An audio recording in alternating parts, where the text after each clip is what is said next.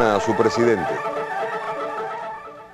A continuación damos lectura al artículo del compañero Fidel publicado este sábado con el título Los héroes de nuestra época. Mucho hay que decir de estos tiempos difíciles para la humanidad.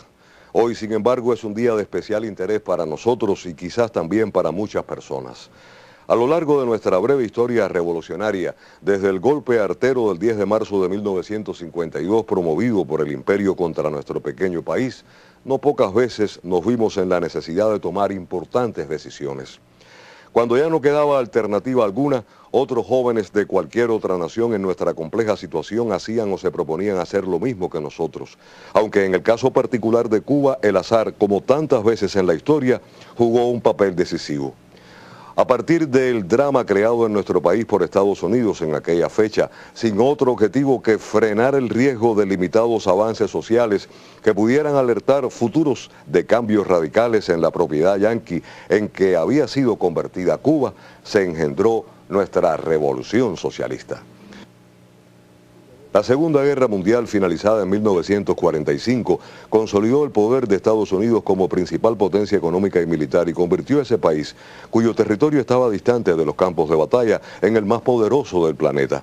La aplastante victoria de 1959, podemos afirmarlo sin sombra de chauvinismo, se convirtió en ejemplo de lo que una pequeña nación, luchando por sí misma, puede hacer también por los demás.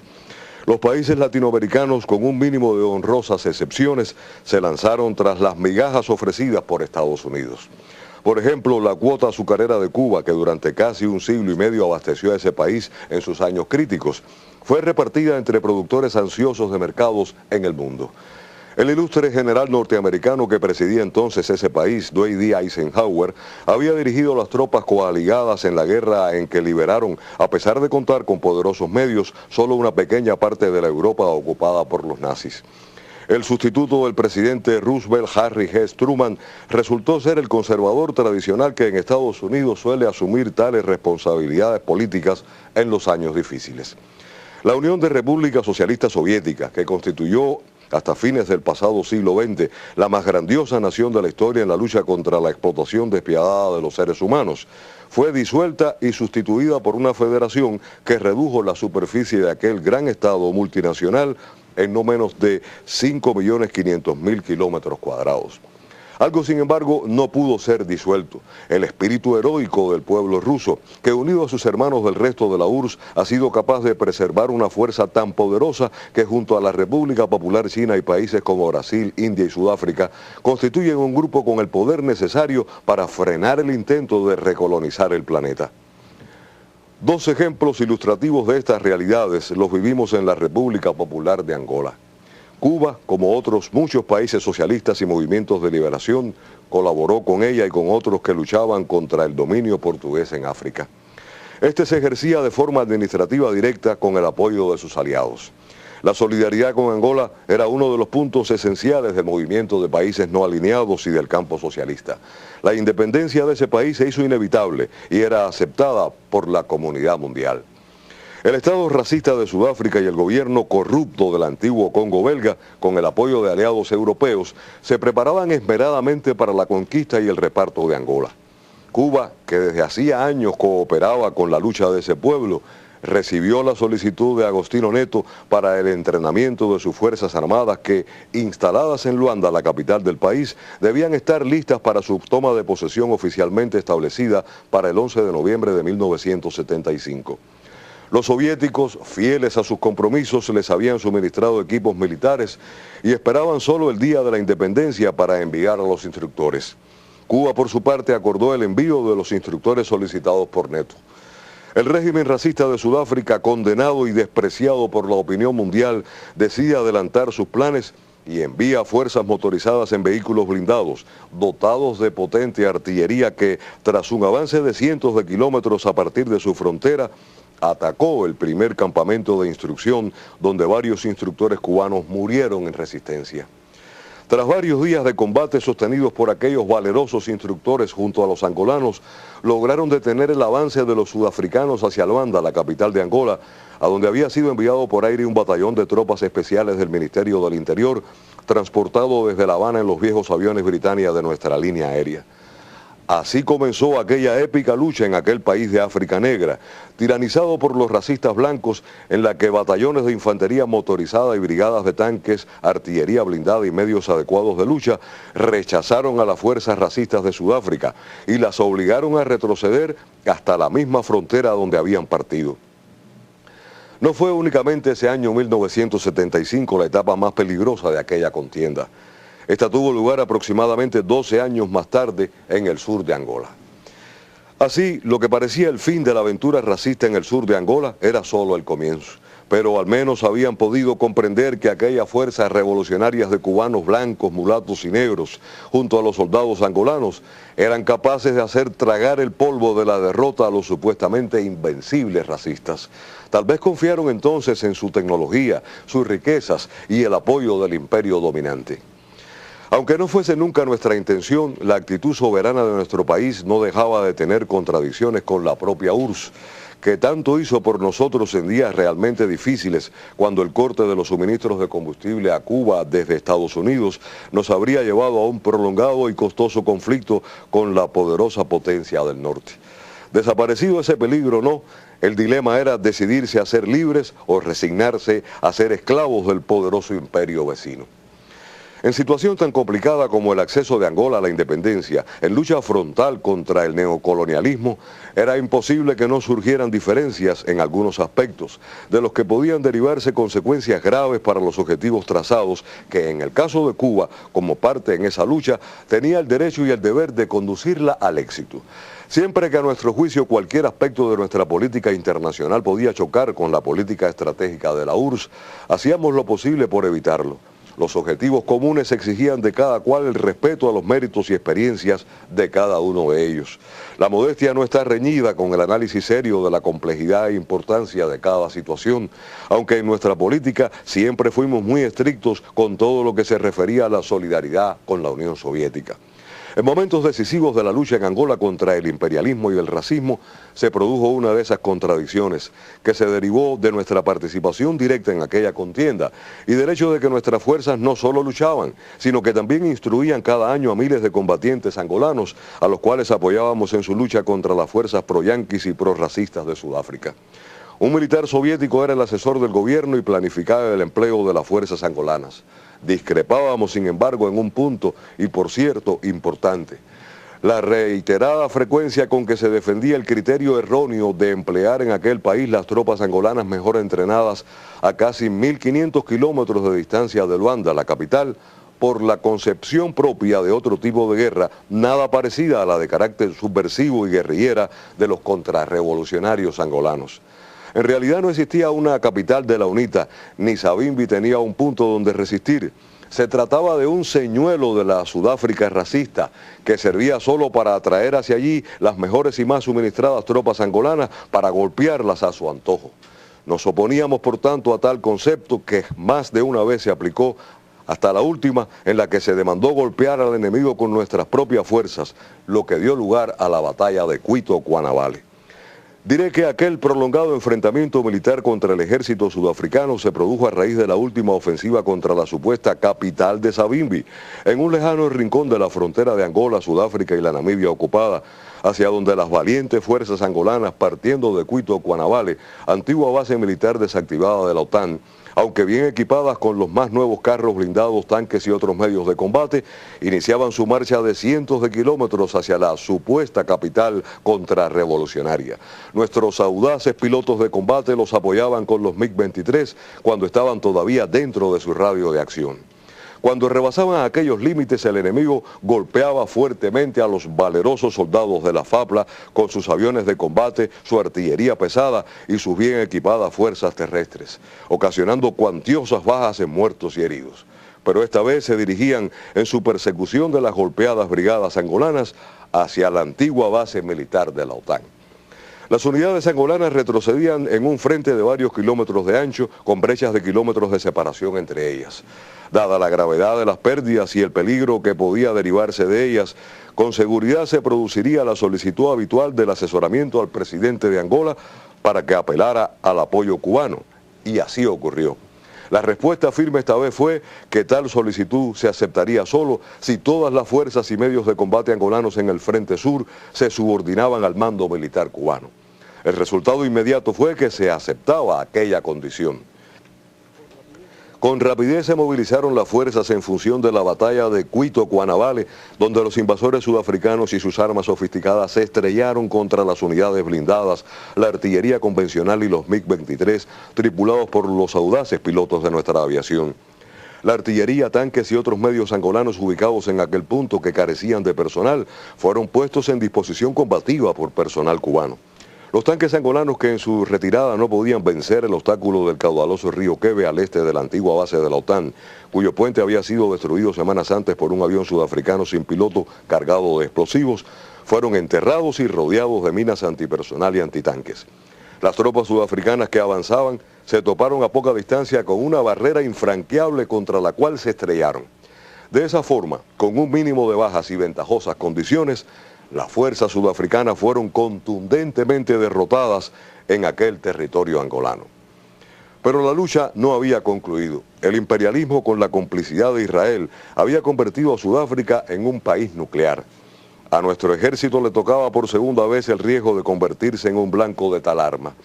Pero ese punto, con todos los elementos de juicio pertinentes, está por elaborarse y tal vez se pueda escribir en los meses venideros.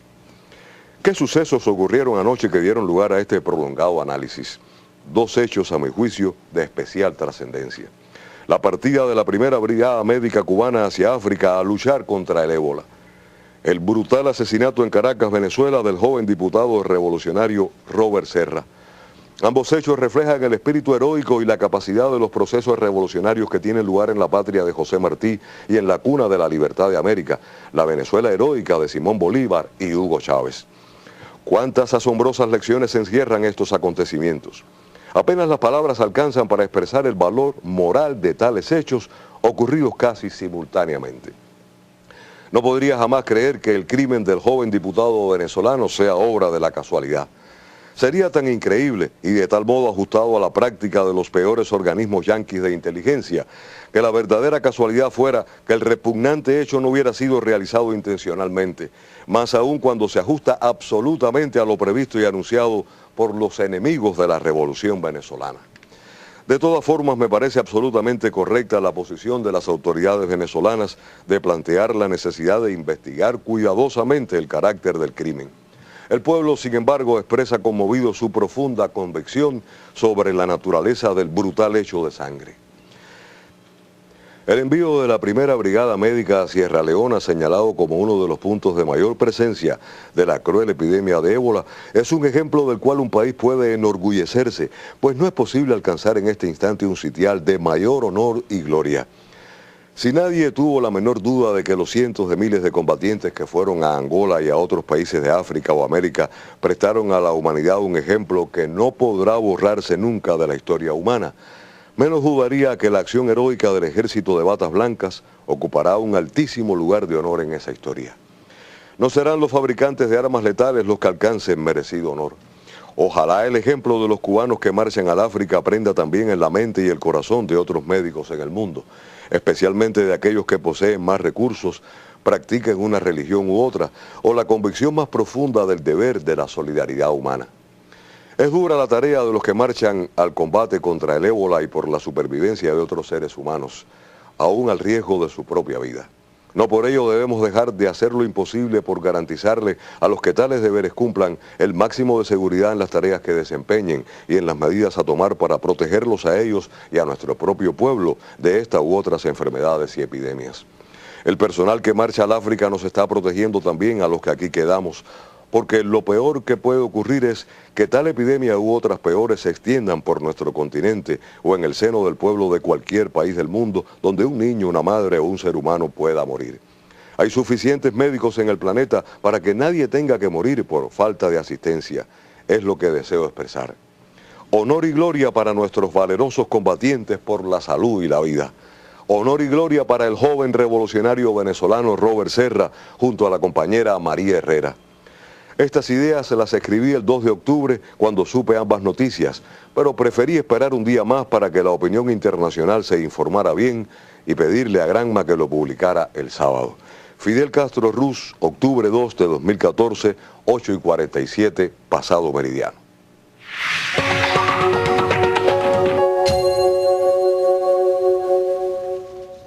Las estrategias del gobierno venezolano para luchar contra la inseguridad y el contrabando comienzan a dar resultados. Así lo aseguraron este sábado autoridades de esa hermana nación. De acuerdo con Vladimir Padrino, jefe del Comando Estratégico Operacional de la Fuerza Armada Nacional Bolivariana, hasta la fecha se han incautado más de 6 millones de litros de combustible. Para ello fue preciso bloquear las zonas fronterizas y controlar estrictamente la movilización del carburante en el interior del país. Según el funcionario, como parte del plan Contrabando Cero, se han retenido más de 3.000 toneladas de materiales estratégicos, entre ellos cemento. Esfuerzos similares en la esfera de los alimentos han permitido recuperar más de 5.000 toneladas de productos y reducir pérdidas multimillonarias. La presidenta de Brasil, Dilma Rousseff, pidió este sábado a sus compatriotas acudir mañana a las urnas, votar con conciencia y pensar en el futuro del país. Mientras, dos nuevos sondeos aseguran un incremento en la intención de voto por la mandataria. La candidata del Partido de los Trabajadores obtendrá 44% de las papeletas, de acuerdo con pronósticos de la encuestadora Datofila. Por su parte, la agencia Ibope calcula que alrededor de 46% de los electores la escogerá para pasar a una segunda vuelta. Según los mismos sondeos, la ecologista Marina Silva del Partido Socialista, que hace un mes parecía la rival más fuerte para Rousseff, cayó a 24%. De esta forma fue superada 2 puntos porcentuales por el candidato del Partido de la Socialdemocracia brasileña, Aécio Neves. La primera persona en ser diagnosticada con el virus del ébola en suelo estadounidense se encuentra en estado grave, según fuentes del hospital donde es atendido. En un comunicado, la institución dio a conocer que Eric Duncan, quien viajó de Liberia a Texas a fines de septiembre, se encuentra en estado crítico. La declaración ocurrió luego de que las autoridades norteamericanas afirmaran que ninguna de las personas que estuvieron en contacto directo con el paciente ha manifestado síntomas de estar infectado con el virus del ébola. Mientras tanto, el portavoz del Pentágono mencionó que el secretario de Defensa aprobó un envío potencial de 4.000 soldados a Liberia como parte de un plan asistencial contra el letal virus. El primer bebé del mundo engendrado por una mujer con útero trasplantado fue dado de alta hospitalaria este fin de semana junto a su madre de 36 años. Médicos de la Universidad de Gotemburgo en Suecia afirman que ambos se encuentran en buen estado de salud. 2 semanas antes de la fecha prevista, nació por cesárea este sano bebé. Los médicos del Hospital Universitario de Gotemburgo habían trasplantado un útero a la madre. Por ello, su nacimiento es todo un hito en la historia de la medicina. El resultado de más de 15 años de investigación. Padres y médicos se congratulan. La madre, una sueca de 36 años que quiere permanecer en el anonimato, nació sin útero pero con ovarios funcionales. Un año después del trasplante se quedó embarazada de su marido tras una fecundación in vitro. El equipo del profesor Brandström ya ha trasplantado otros 7 úteros con éxito. Otras 2 mujeres están embarazadas en el 6º mes.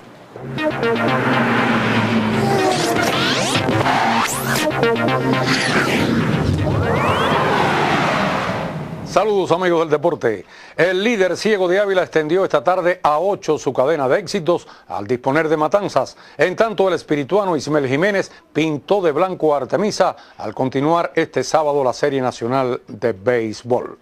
Los Tigres aventajaron a los Cocodrilos 6-4 en desafío donde Joel Bifis despachó el cuadrangular número 199 de su carrera, además de impulsar 3 para su equipo.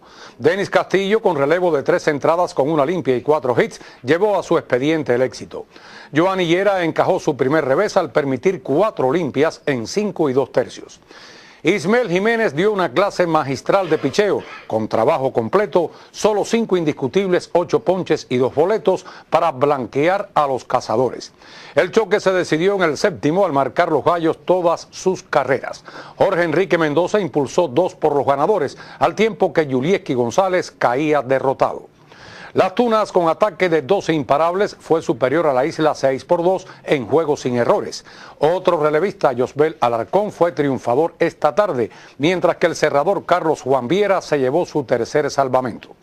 Los 3 primeros en la tanda tunera, Larduet Kiala y Daniel Castro, batieron 2 hits cada uno. Villa Clara volvió a patinar, esta vez 8-4 frente a Mayabeque en el Sandino. Los de Rigoberto Madera marcaron racimo decisivo de 5 en el quinto, con vuelacercas de Danger Guerrero, quien impulsó 4. Sergio Luzardo marcó su primera raya en el casillero de los triunfos y Marlon Romero también su primera, pero en el de las derrotas.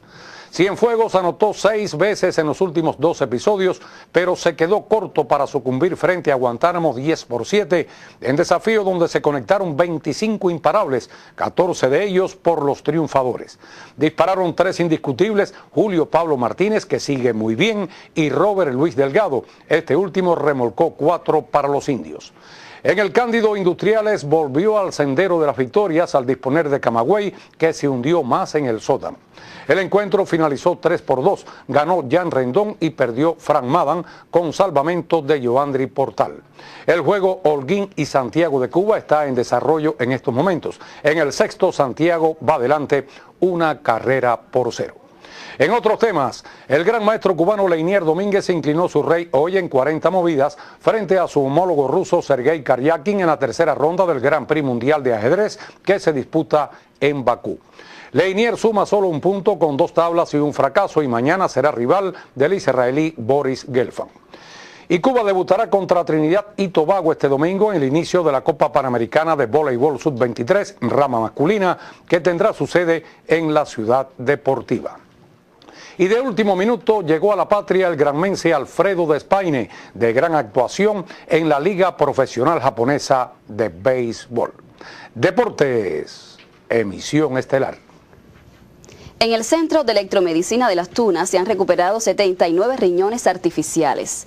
La iniciativa contribuye a la estabilidad de los servicios de hemodiálisis pertenecientes a las provincias del centro y oriente del país. Desde el 2006, en el Centro de Electromedicina de Las Tunas, se garantiza la recuperación de riñones artificiales pertenecientes a centros hospitalarios de varias provincias del país.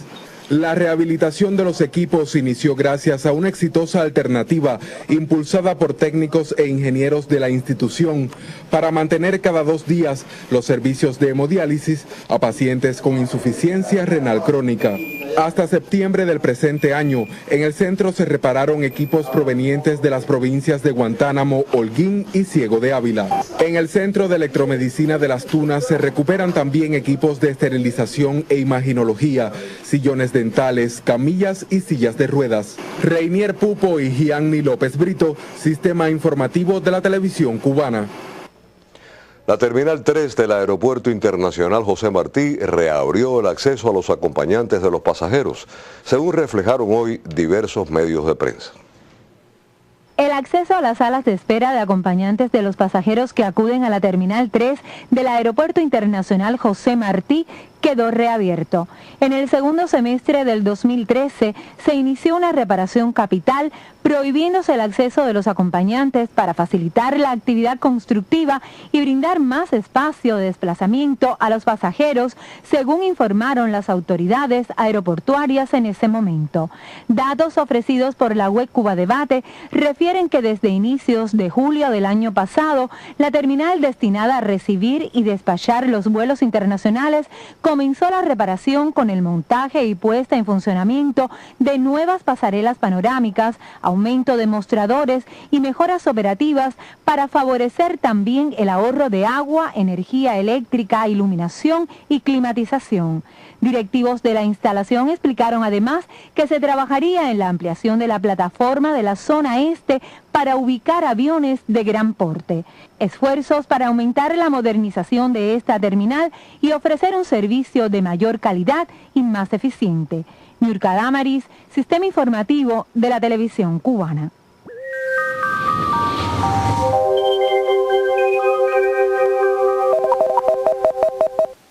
Buenas noches. Observen en la imagen de satélite lo más interesante en el tiempo. Resulta la banda frontal que se encuentra ya en el sudeste del Golfo de México y para mañana se hallará casi estacionaria sobre el estrecho de la Florida y también en estado de disipación e incrementará la probabilidad de lluvias en la región occidental, principalmente hacia zonas de la costa norte y el interior. Por lo tanto, se pronostica para mañana un amanecer con predominio de nublados, con chubascos y lluvias durante la madrugada y la mañana que pueden ser de forma ocasional ocasional, principalmente hacia zonas de la costa norte y en el interior de esta región. Las temperaturas mínimas en la madrugada estarán entre 22 y 24 grados Celsius. Por la tarde disminuye la probabilidad de lluvias, solo serán posibles algunas lluvias hacia zonas del interior y las temperaturas máximas estarán entre 29 y 32 grados Celsius, un poco más frescas que en días anteriores, principalmente en zonas de la costa norte. Los vientos soplarán de región nordeste hasta 20 kilómetros por hora en zonas de la costa norte. En las provincias de la región central, un amanecer parcialmente nublado, temperaturas mínimas de 22 y 23 grados. Por la tarde estará nublado, principalmente hacia zonas del interior y de la provincia de Villa Clara y Cienfuegos, con algunos chubascos y lluvias y temperaturas máximas de 32 y 33 grados Celsius. En el oriente del país, un amanecer con poca nubosidad, temperaturas mínimas de 22 y hasta 24 grados. Por la tarde estará nublado hacia zonas del interior con algunos chubascos y lluvias y temperaturas máximas de 32 y hasta 34 grados Celsius en la porción suroriental. Para los próximos 3 días se pronostica todavía alguna probabilidad de chubascos y lluvias en el occidente y centro del país el lunes, que irán disminuyendo a medida que avance la semana. Las temperaturas extremas se mantendrán con poca variación. En resumen, se pronostica para mañana algunos chubascos y lluvias de manera ocasional en la madrugada y la mañana en el occidente del país debido a la cercanía de una zona frontal. Esto es todo en cuanto al tiempo. Que tengan un feliz día y hasta mañana. El habitual espacio Sábado del Libro presentó el poemario Vías de Extinción de Antón Arrufat, Premio Nacional de Literatura, año 2000. Vías de Extinción es el título que atesora a los más recientes poemas del dramaturgo, narrador y ensayista cubano Antón Arrufat, publicado por la editorial Letras Cubanas y galardonado con el Premio Nicolás Guillén de Poesía 2014. El volumen incluye textos que aluden a libros anteriores e inicia una etapa en la creación del autor. Del amor, la muerte, la vida, la soledad, va este cuaderno de 35 poemas escritos por Arrufat para aquellos que han aprendido a despedirse. Luego de esta presentación, el público podrá disfrutar del poemario en Matanzas, Villa Clara, Santi Espíritus y Cienfuegos, como parte de la gira de los premios Alejo Carpentier y Nicolás Guillén. Carla Rojas, Sistema Informativo de la Televisión Cubana. Y así despedimos esta emisión, por supuesto. Agradecemos su compañía. Un placer y mañana nos vemos.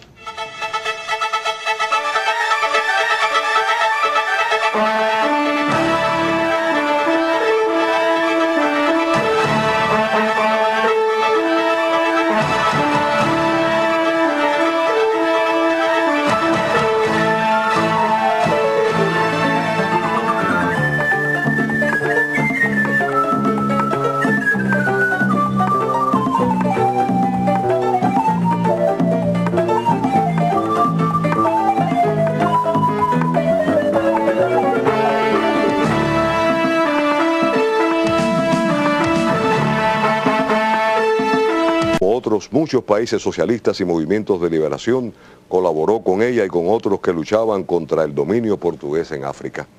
Este se ejercía de forma administrativa directa con el apoyo de sus aliados. La solidaridad con Angola era uno de los puntos esenciales del movimiento de países no alineados y del campo socialista. La independencia de ese país se hizo inevitable y era aceptada por la comunidad mundial. El Estado racista de Sudáfrica y el gobierno corrupto del antiguo Congo belga, con el apoyo de aliados europeos, se preparaban esmeradamente para la conquista y el reparto de Angola. Cuba, que desde hacía años cooperaba con la lucha de ese pueblo, recibió la solicitud de Agostinho Neto para el entrenamiento de sus fuerzas armadas que, instaladas en los demás.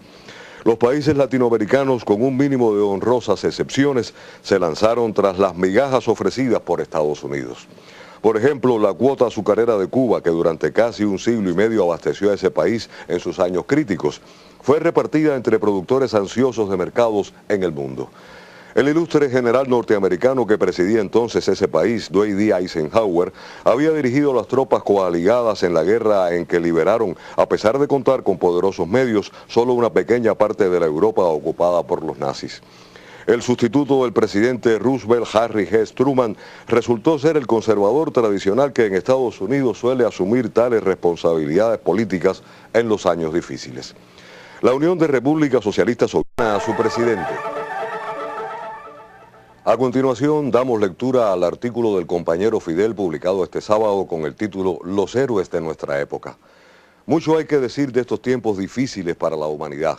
Hoy, sin embargo, es un día de especial interés para nosotros y quizás también para muchas personas.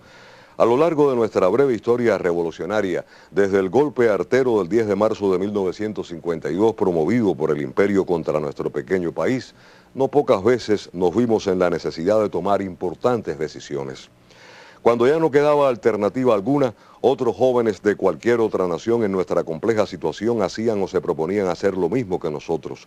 Aunque en el caso particular de Cuba, el azar, como tantas veces en la historia soviética, que constituyó hasta fines del pasado siglo XX, la más grandiosa nación de la historia en la lucha contra la explotación despiadada de los seres humanos, fue disuelta y sustituida por una federación que redujo la superficie de aquel gran estado multinacional en no menos de 5.500.000 kilómetros cuadrados.